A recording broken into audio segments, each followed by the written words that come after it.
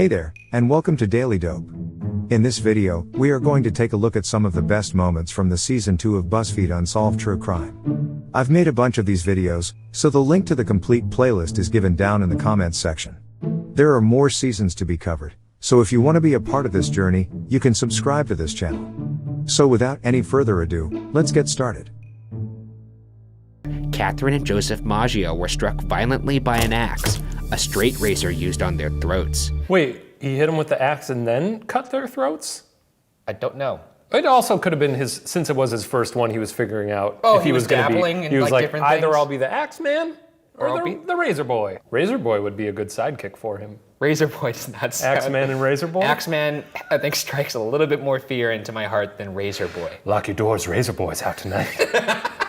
Another attack occurred. A severely injured Louis Bessemer and Anna Lowe were discovered by a baker named John Zanka making morning deliveries. That's sad for a baker. They actually thought he did it. They thought the baker did it? Well, I mean, like anybody naturally. That's why if I ever found a dead body, I don't know if I'd call it in, man. You wouldn't call it in? I'd call it in anonymously. I would not want any part of it because that's the first person they look at. But in today's surveillance state, you would be suspect number one because they'd be like, why'd you call it in anonymously? Well, then maybe I'll just spend my whole life trying to avoid dead bodies. How about that? Also, this guy didn't know. He was just delivering bread. He opened the door. He was probably like, good morning, I've got your beignet. Oh my God. 5 days later, a New Orleans newspaper called the Times-Picayune received a letter from the apparent Axeman. Quote, Hell, March 13th, 1919. Esteemed mortal, they have never caught me and they never will.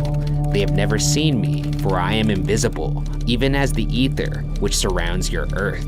I am not a human being, but a spirit and a fell demon from hot as hell. I am what you Orleanians and your foolish police call the Axeman. End quote. This guy's a poet laureate. No. This is incredible. Was this Robert Frost? He also goes on to insult and threaten the police. Quote, they have been so utterly stupid so as to amuse not only me, but his satanic majesty, but tell them to beware. Let them not try to discover what I am, for it were better that they never were born than for them to incur the wrath of the Axeman. End quote. It is very Old Testament. It's like most serial killers just like to stroke themselves, and this is just... He was writing it, he was like, just... ooh, let's see. The devil, his satanic majesty. Jesus Christ. That'll get him. Time to go murder again. However, the most important clause is a specific threat that would terrify the entire New Orleans community. Quote, now, to be exact, at 12:15 o'clock earthly time, on next Tuesday night, I'm going to pass over New Orleans. In my infinite mercy, I'm going to make a little proposition to the people. Here it is. I am very fond of jazz music, and I swear by all the devils in the nether regions that every person shall be spared in whose house a jazz band is in full swing at the time I have just mentioned. If everyone has a jazz band going, well then, so much the better for the people. One thing is certain, and that is some of those persons who do not jazz it on Tuesday night, if there be any, will get the axe. Jazz it. Quote. You better jazz it. He turned jazz into Honey, a verb. we gotta jazz it. He turned jazz into a verb. I'm not gonna throw out this axe, so we better jazz it. He's a bit like Santa Claus. Okay, I'd like First to hear of all, he says he's gonna pass over New Orleans. That's a bit magical. Sure. Just imagine him flying through the skies with his big axe, riding a crocodile or an alligator, whatever they got. Or a demon. Traveling on demon's wings and just looking down at all the little houses, listening for jazz. It's like the good and the bad. So he's list. like the Grinch trying to listen to the Whoville people sing. Exactly right. I still don't understand how he's Santa Claus. Santa Claus never bashed anyone's head in with a big sack of toys. That's true. But he does give him coal. What? Do it. Yeah, that usually does it. Yeah. I once fell into a pile of bricks when I was a kid. What? And I don't remember much of it after that. What? Yeah, I was climbing because we were playing hide and seek. I was trying to hide and I thought I had the best hiding spot. Turns out I was wrong. The branch broke and I just This fell. explains a lot. You fell into And the after heart. that I could see ghosts. I don't think it gave you the vision. It gave me my eyes. I think it put a hole in your brain. Her husband's head was struck 18 times and died 2 hours later. Esther saw 2 figures in the bedroom, but could not identify them as they fled the scene. By the way, 2 figures. Razor Boy. Oh my God, no. He's back. No, we're not calling that. He's back from boarding school. If this guy survived for 2 hours after getting struck 18 times, the Axeman probably wasn't used to that kind of resilience. He probably hit him once and the guy was like, oh boy, what a bump. And he was like, all right, I guess I'll hit you again. And he was like, oh my goodness, that didn't feel much better. I was like, 3, 4, 5. Second theory is that given the context of his bizarre letter, some believe the Axeman to be a supernatural figure that could slip through tiny entranceways and become the large man that witnesses describe the killer to be. No. It's just a theory. It's dumb. He shrunk down like a little mouse? Is that what you're saying? He's like Ant-Man? He's like, now I'm big, time to die. At what point? Along with the Berry Farm, where all of their children worked 7 days a week. They're making their kids work 7 days a week. My parents would maybe be like, empty the dishwasher on a Thursday. And I'd be like, this is bullshit. It is excessive. I guess I'd run away from my parents if they made me work 7 days a week, especially if I was shoveling horse shit, moving dirt. I'd fake my own death. Oh man, okay, you took it a step further. I'd set the barn on fire and throw a cadaver in there and flee the country. For something, end quote. How much trouble could a family of farmers get into? Oh, a pretty fair amount of trouble, my friend. We owe $1,000 to the bear down the street. The bear down the street. That's their neighbors, right? Like a bear that lives in a little cave. Farmers and bears don't mix. This There's no bears on farms. This is clearly a cartoonish example I was giving. That's not even a good cartoon. I've never even seen a cartoon where there's a bear on a farm. There's Goldilocks and the 3 bears. There's nothing in that story about the bears owning cows or chickens or going out and milking something. Were you not picturing a farm in your head when you were thinking of it? No, it's just bears in the woods. That could be a farm. It's not a farm. It's just bears that own a house. They're eating porridge. Once. Wait, so I was excited to hear about this boy who lived in a box. I told you, it's not as magical as it sounds. They just found a dead kid in a box? That's it? Yeah. I mean, I'm sure there's gonna be more weird details, but I thought it was gonna be like, oh, and boy, did he not like his box. And he spent years in his box not liking his box. I mean, this was the titular moment.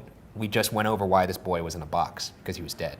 What else do you want? Well, The Boy in the Bubble, the movie starring John Travolta, he spent so much time in that bubble. We see a lot of bubble content. You have a habit for citing movies as evidence. I've never seen this movie. Well, I just know it's about John Travolta, and he can't go outside. That's even worse. Because germs will kill him, and he has to stay in plastic, and he kisses a girl. Through the plastic. We're moving on. Okay. Even the American Medical Association sent out a description of the boy, but it led nowhere. What kind of description are they sending out? It's just, oh, it's a boy. He was in a box. I mean, they have He's like dead. defining, kids have faces. I know, but they all kind of look the same. When babies are born, everyone goes, oh, what a cute baby. That's a baby. Either your baby's ugly or normal. I mean, when you came out, I imagine they go, whoa, that's a huge noggin. I was a very ugly baby. I imagine your first steps were your head dragging along the floor like some kind of crab creature. Okay. Well, that is not true. Is that enough head jokes for you? Yeah, that's plenty. Okay. Another propitious clue was a hat found 15 feet near the box, a blue corduroy Ivy League style cap, size 7 1/8. It was labeled Eagle Hat and Cap Company, and made by the small company owner, Mrs. Hannah Robbins, in South Philadelphia. Dump a hat, dump a boy. People dump things in lots. Yeah. There's a boy in a box in a lot. Also, not always intentionally.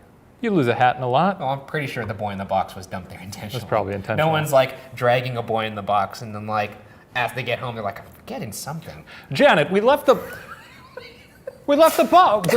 Our boy was in that box. Anna Marie told Augustine that she did have a boy who passed away in bizarre fashion, with morgue records supporting her statement. His cause of death was electrocution from a nickel ride outside of a store, once again leading to a dead end. That's pretty funny. Do you think she was like, hey, here's a nickel, Timmy, I'm gonna go inside and get some groceries, I'll be right back? Or the more horrifying version of that, do you think she made him ride the ride and sat there and watched as he was apparently having too much fun and got really excited and was like, yeah! And then...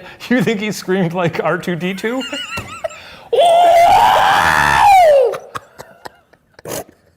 See, that's kind of horrifying when you think about that Sure one. is. But there was a moment where she was probably like, wow, he's really enjoying that ride. Yeah, it's just one of those unfortunate deaths where obviously it's a tragedy, but boy, oh boy, is that a laugh riot. The third and final theory comes from a woman named Martha. A psychiatrist from Cincinnati contacted Augustine and said one of her patients insisted on speaking to the police. The patient went by the name of Martha and said that when she was 11 years old, her mother took her to a house where she handed an envelope over for a boy. Did you just realize something? What just happened? Well, remember in the first theory, I said there was the guy who said he sold his son. Yeah, did you just not realize that until now, though? Yeah. Because, Jesus, I've never seen you. Eureka! You could put a light bulb up. Can we play that back and put a light bulb over Ryan's head when that happens? Was that clear, that what the connection I made? There was the guy who they thought maybe sold his son. Yeah. And here's the purchase happening. And you didn't make that until you read it just now. I'm so in each theory. Yeah, you didn't link them. Did I actually just solve something? I think you did, to be honest. I may have just saw something. Oh my God. You've done it, Ryan. But if that's the case, then the police would have just released it. So obviously this is not right.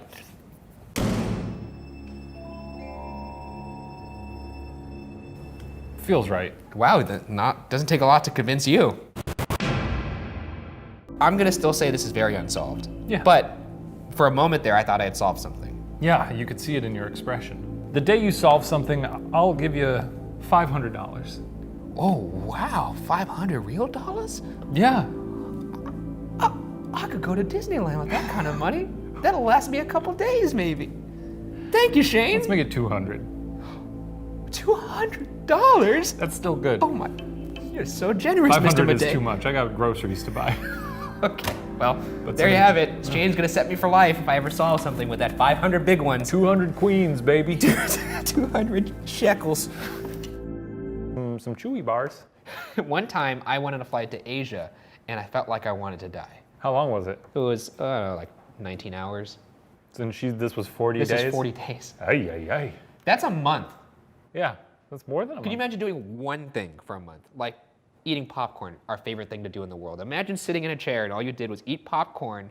Okay, that sounds pretty good. That's pretty good, actually. Yeah. That's a bad example. Yeah. So when they built this one, they specifically said, let's make a plane that won't catch on fire. I mean, that's the goal with every plane, is it? Seems like they're not doing a great job at that, though. I'm just saying, do you imagine there's someone that's like, oh, it would be funny if this plane caught on fire halfway through the Could trip. be. There's some sickos out there. If there's some misogynist pieces of shit on there, on that team, he's screwing the little bolts on, and they're like, well, you know what they're gonna use this for? No. Well, they're that babe of the sky. She's gonna fly around the globe. Oh, is that so? Is that what she thinks she's gonna do? Oopsie. Oops. There goes a screw. Yeah. The sky belongs to men. And Earhart was said to be 5'7" or 5'8". That's like a foot taller than you. I knew you were gonna say that. I'm 5'10", by the way. So, no, there's no quotes there. Well, when you wear your special shoes, yes, you're 5'10". Nope, that's from the doctor. Yes, your shoes are from the doctor. No, no, they're not. Yeah, they I'm are. 5'10", damn it. According to JFK, there are many who have criticized the motorcade route, believing it to have an unusual amount of turns, which would have caused the motorcade to have to slow down. The route was chosen by Secret Service agents Winston G. Lawson and Forrest V. Sorrells. Secret Servicemen sent in advance to check out the route noted that there were over 20,000 windows overlooking the route, but since they didn't have enough men to station at every window, they opted to inspect none of the windows along the route. Not a good alternative. I know, there's far too many. Fuck it. Just call it a day. Well, We don't have enough guys to look at all these windows. What if we just don't do shit? Sounds like a good idea. But sir, the president's gonna be coming to town. He won't care. What are they gonna do? Shoot him? It makes you wonder if someone was trying to keep him quiet. But why even claim it then? Why would he even make that up? Do you think maybe he was just trying to up his cred, like in prison? Like, yeah, I whacked Kennedy. Yeah, this happens a lot. People always just claiming. Yeah, but I feel like if you're gonna claim something, maybe claim you killed some dude carrying groceries down the alleyway. Don't claim I killed JFK. Right. I feel like nothing good could come of that. Everyone just kind of rolls their eyes at him. How could I make my prison sentence a life sentence? I killed God. Also during that Bay of Pigs invasion, Kennedy refused to offer additional US military support, despite the CIA offering an umbrella of air protection. The explicit use of the word umbrella unlocks one controversial wrinkle to this CIA theory. This wrinkle, which is popular in conspiracy circles, is that Lee Harvey Oswald acted with a potential CIA operative referred to as the Umbrella Man. Whoa! I love names like that. Oh, it's not just a name. It is very practical. The Umbrella There's Man. no creative input into this name. It's all practical. I fucking love that. Oh man, I can't wait. The for Umbrella that. Man. Oh, I love it too. I can't wait to tell you. Whoa, baby. Holy The Umbrella Man. Don't call me baby, but yeah. In the It's very hard for me to believe that 3 people could have been asleep while it was happening in the same fucking house. The woods get loud though, is my only thing. But you're in a cabin. In a cabin. Were they in the same cabin in the room same next cabin. door? So maybe they were in there telling ghost stories or something. I don't think they were. They were probably asleep. They could have. I mean, they could have been in there telling ghosts. You know how kids do, pillow talk, stuff like that. That's not what pillow talk is, I don't think. That's what it was for me, telling ghost stories. Pillow talk Like- could either mean something you do after sex, or it could mean Yeah, I think that's it what could that mean is. what's like a sleepover. Do you tell talk. ghost stories after sex? That's for me and my girlfriend to know. Maybe. You just spark up a cigarette. Let me tell you about the Keddie cabin murders. On Wood's 18th birthday, she went on a date with actor Robert Wagner, later star of television series Heart to Heart, who was 26 at the time. They married in 1957, but divorced just a few years after. Wood married and divorced another man later in her life, only to marry Robert Wagner once again in 1972. Wood herself had said that she believed her feelings of torment were rooted in a feeling that she did not truly know herself, as people had told her what to do her whole life, including her mother. Jesus. Yeah, she seems a lot more tortured than I originally anticipated. Wagner must, I mean, does that man have a magical penis or something? They got divorced and then she... You think the only reason someone would go back to someone is because they have a magical penis? I mean, I feel like divorce is probably a lot of work. Do you not know how love works? Maybe I don't. That makes a lot of sense, actually. Go pet this bear. No, I wouldn't. One of my greatest fears, I think I've said this before, is that someone will trick me into doing heroin. Which is the dumbest fear I've ever heard in my life. It would be against my will. How many situations could even put you up to that potential danger? I don't know, all it takes How is... many parties are you going to with heroin involved? None, but It seems like a lot. It's not the fear that I'm at a party, it's a fear that someone would come up to me on the street and put heroin in me. And then I'm hooked forever. What the fuck? Here's his statement to the police. Quote, "When I entered the room, this man was within 2 feet of the door on his knees and elbows, holding his head in his hands. I noticed blood on his head. I then turned the light on. I looked around and saw blood on the walls, on the bed, and in the bathroom. This frightened me, and I immediately left the room and went downstairs." End quote. And it seems like everyone kept checking in to be like, let's make sure nothing horrible is happening here. Oh, seems like it might be. We'll give it another hour. And then an hour later, okay, yep. This murder's not ripe yet. It's not ripe yet for the plucking. Yeah. Also, the way they found him, Imagining that is truly horrifying. he said he was within 2 feet of the door on his knees and his elbows, holding his head in his hands. Like, No, not like that. He's not taking glamour shots. Nice of you to come in. I'm dying. just blood. Owen Is it weird back then that you could just pretend to be someone? You could still do that today. Nah. I bet you I could check into a hotel right now and say, my name is Ricky Goldsworth. But then they're gonna say, oh, do you have a credit card, sir? And I'll be like, oh yeah, this is my my friend. I'm just putting it's just a deposit, That's right? not You're gonna not fly. charge. They're gonna put handcuffs on you right away. Where'd you grow up, Ricky Goldsworth? Oh, I grew up down the road. Where? No, what city? Oh, New York City. You grew up in New York This City. is happening in New York now. What's your mother's name, Ricky Goldsworth? Lucy Goldsworth. What's her maiden name? Lucy Gold. See, crumbling. Well, I wouldn't stumble like that. I'd have a prepared response. And You'd be they'd firing them off? be firing him off, and I'd be like, what's the fucking holdup? I'm trying to check into a room, and you're giving me a goddamn inquisition? Is this how you treat all your customers? All right. Who do you think you are? That's fair. Huh? Okay, and I that's poke fair. him in the chest like this. Huh? At this point, Huh, I'm giving Buster? you a room. All right? You did it. You win. You win, Ricky. After I read about this case, I was in a weird headspace, so I watched clips of people falling on YouTube to go to sleep. You watched people fall. Yeah, like a compilation of people falling down.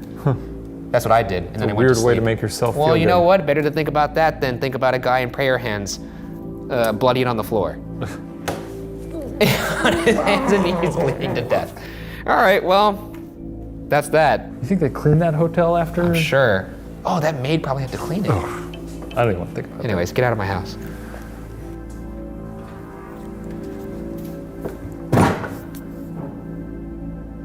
So that was pretty much all about this video. Press the thumbs up button if this video brought a smile on your face. I'm going to upload more for remaining seasons of true crime, so subscribe now to stay with me on this journey. Also, I've completed this for all of the 6 seasons of Supernatural series, so do consider checking them out. See you soon in another such video. Till then, why not watch these which are on the screen?